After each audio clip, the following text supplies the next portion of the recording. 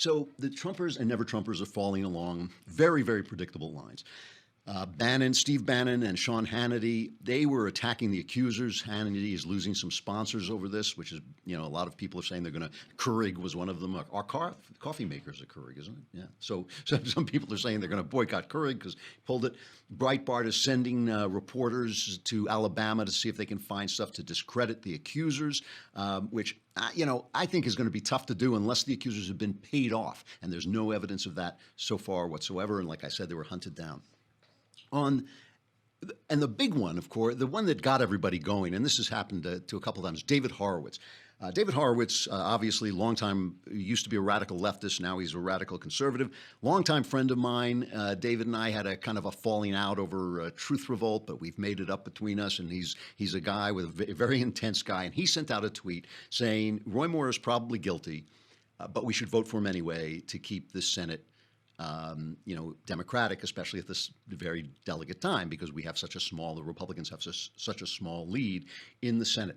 And the Trumpers then go absolutely insane. Just in my view, the Never-Trumpers are getting a kind of sanctimonious tone that they might want to check on just a little bit. I love some of them. Some of them are great people, and I know what they're talking about, and I understand where they're coming from. But they just went nuts on David. Here is Max Boot, who is a neocon. He says, Roy Moore response shows that the GOP deserves to die.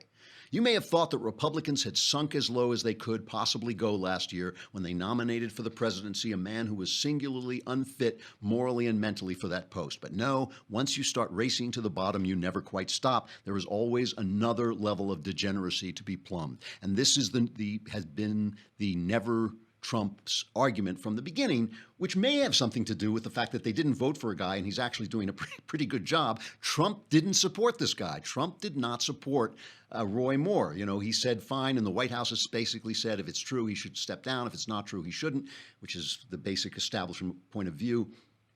A very sanctimonious thing that this is the worst thing ever. But I want to look at it from David Horowitz's point of view for a minute, because I don't think I disagree with David. I disagree with both sides in this argument.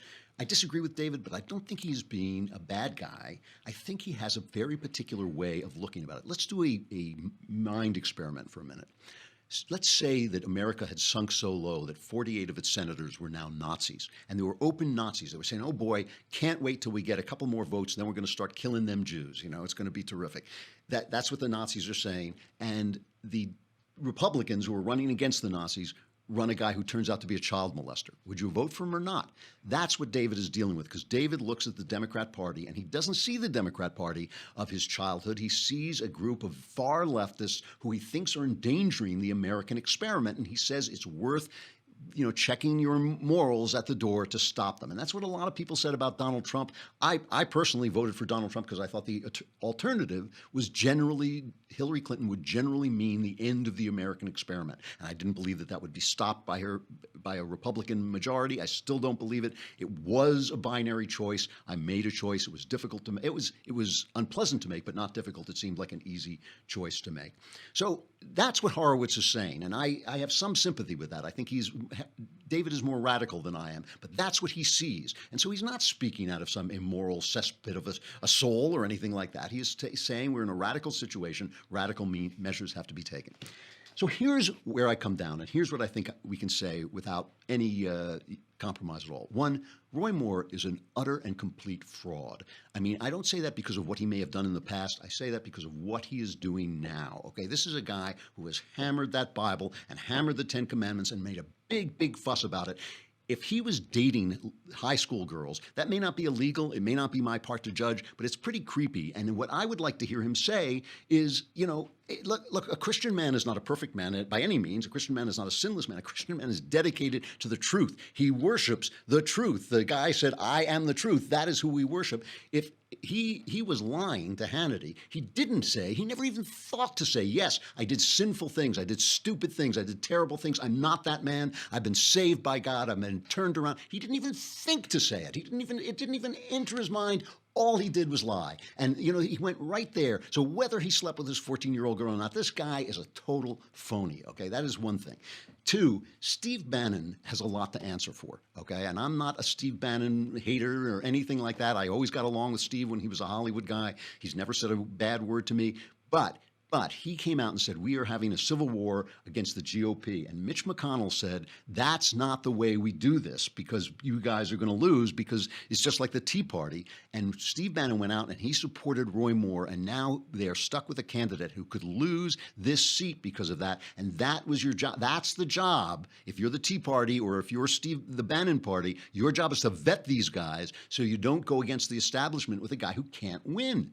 This is something that he has to answer for. And I think he needs to step forward and talk about this, because, if you're waging a civil war, you got to win. You're going to kill the king. You got to kill the king. Third, Bill Clinton did a great disservice to this country, and the Democrats have not yet addressed it. And certain Democrats and certain faux conservative like David Brooks are coming out and saying this.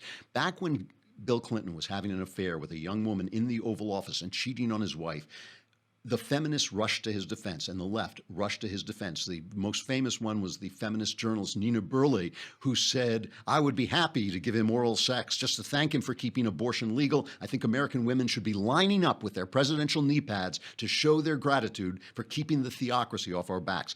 So long ago, the Democratic Party sold out, saying the Republicans are so bad that it's worth accepting any kind of behavior to get our policies in place. We are not arguing about whether the Democrats are scum. We're arguing about whether the Republicans should sink to the level of the Democrats. That's what we're arguing about. Chris Hayes, who's on MSNBC, far left commentator, he put out a tweet, as gross and cynical and hypocritical as the right's "what about Bill Clinton" stuff is, it's also true that Democrats and the center left are overdue for a real reckoning with the allegations against him, which include a charge of rape.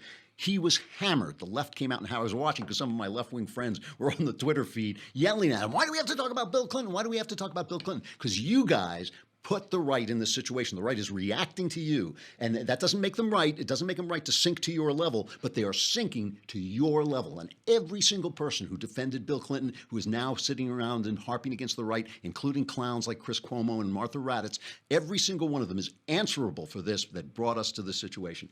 So what do I think we should do? I'm not as radical as David Horowitz. I'm not as radical as David Horowitz. I don't think that the left is evil, but I do think they have moved so far left that I do believe they are endangering our rights to free speech, our rights to guns, our rights to defend ourselves, our whole concept. They're attacking our whole concept of bottom-up government. What I would like to see happen, what I would actually like to see happen, is I'd like to see Roy Moore win this so we don't lose the seat, and then I think the Senate should kick him the hell out. I think it would be great if he won the seat. I don't think he's going to. I think he's going to lose now because of this. But I think it would be great if Roy Moore won the seat, and then the Senate, like grown-ups, threw him out for what he did. And then we have to have another election, and maybe we'll put up Luther Strange, and maybe he'll win. Maybe we'll have the election that we should have had. That's not a great solution. I know it's not a great solution. We should be able to kick guys out when they are shown to be complete frauds like this. We should be able to just get rid of them. But I do believe that the left has gone so far left that they've become a danger to the American experiment, and it might be worth shelving that for a moment to make sure they don't get in, and then we get rid of this guy, because I don't think this guy's fit to serve in the Senate. I really don't. And so I think it would be nice. I think the Republicans should turn out and elect him, and then I think Mitch McConnell should boot him into next week.